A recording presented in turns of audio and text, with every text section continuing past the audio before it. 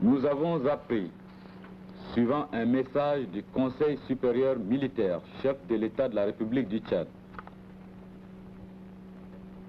et je cite, « Premièrement, il y a du matériel militaire conditionné et stocké à la base d'Orléans en France qui sont apprêtés pour une livraison par air à Hissène Habré.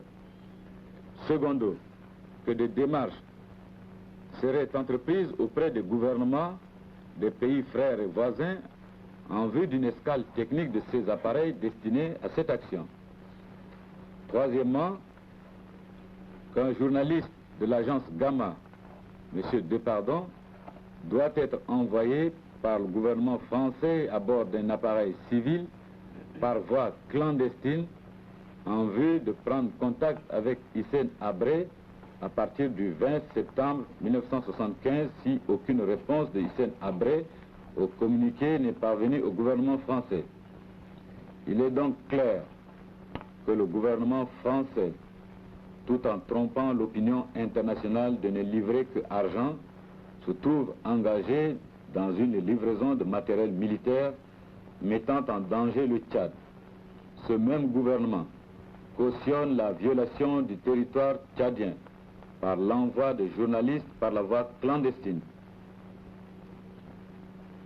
J'ajouterai que le 19 septembre 1975 à 9h30 local, un transal de l'armée française d'une capacité de 16 tonnes en provenance de la France s'est posé à Yébibou, localité située au nord de notre pays. Manœuvre française à l'égard de notre pays, ma réaction est claire, non seulement ma réaction, mais la réaction de tous les Tchadiens et aussi de tous les pays progressistes est claire, puisque la France, qui a colonisé pendant des années et des années notre pays, s'est vu perdre ce pays. Et donc, elle essaye, par des manœuvres dilatoires, à calomnier le gouvernement d'union nationale de transition en disant que le pays est en danger et les forces libyennes viennent envahir le Tchad et menacer même la sécurité des États de la région.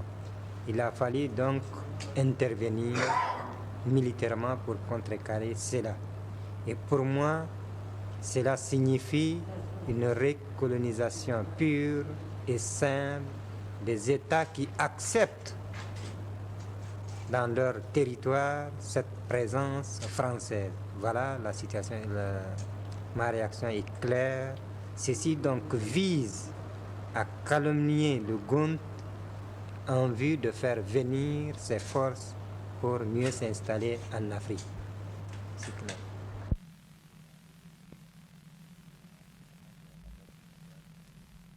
Sadat, comme Numeri, ayant des difficultés internes et avec les manœuvres qu'ils ont dirigées en direction du peuple palestinien, se vu donc menacés pour couvrir à leur propre menace, à leur propre antagonisme, essayent par les biais de Hissène interposé, essayent de crier pour dire que le peuple tchadien souffre et il a fallu donc apporter le concours nécessaire. Voilà donc de la façon dont je comprends les manœuvres égyptiens. Parfois, je me pose la question, pourquoi le monde occidental de façon parfois choquante, veut imposer à tout le monde son système. Nous sommes en droit de nous poser cette question. Et vous, vous êtes en droit de vous poser à vous-même cette question. Pourquoi vous nous dites ce qui est bon pour nous est bon pour vous? Alors que toute l'histoire est là. L'Occident n'a jamais été un modèle de liberté et de démocratie, soyons sérieux. Vous nous avez toujours écrasés dans l'histoire. Depuis la traite des nègres,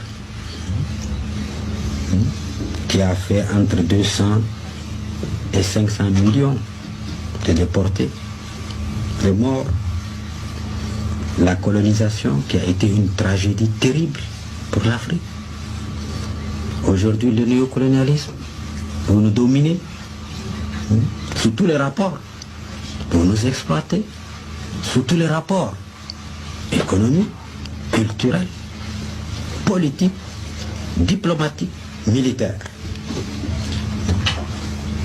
Et vous prétendez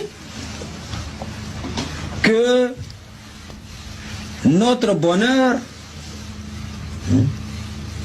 c'est ce que vous nous dites. Or, dans la pratique, vous avez toujours fait le contraire. Et vous, franchement, dans ce domaine, nous n'avons pas à recevoir des leçons de ceux qui prétendent être démocrates, mais qui ne le sont pas de notre point de vue. En tout cas par rapport à nous. Ils n'ont jamais été démocrates et ils ne le sont pas. Alors laissez-nous trouver en toute liberté, parce que soyez convaincus que nous aussi nous aimons la liberté. Nos peuples aiment la liberté, la démocratie. En relation avec Paris aujourd'hui, avez-vous eu un contact avec Emmanuel Macron? Toujours des relations excellentes avec Paris. Très bien. Avec France. Vous avez déjà eu un contact avec Emmanuel Macron? Même si, je dis bien, nous estimons que c'est ce qu'on appelle aujourd'hui la France-Afrique. Ouais. C'est quelque chose qui a fait son chemin. Il faut arrêter. Mais tous les présidents élus ont dit ça. Les Français n'en veulent pas. Tous les présidents élus l'ont dit. Les Français n'en veulent pas.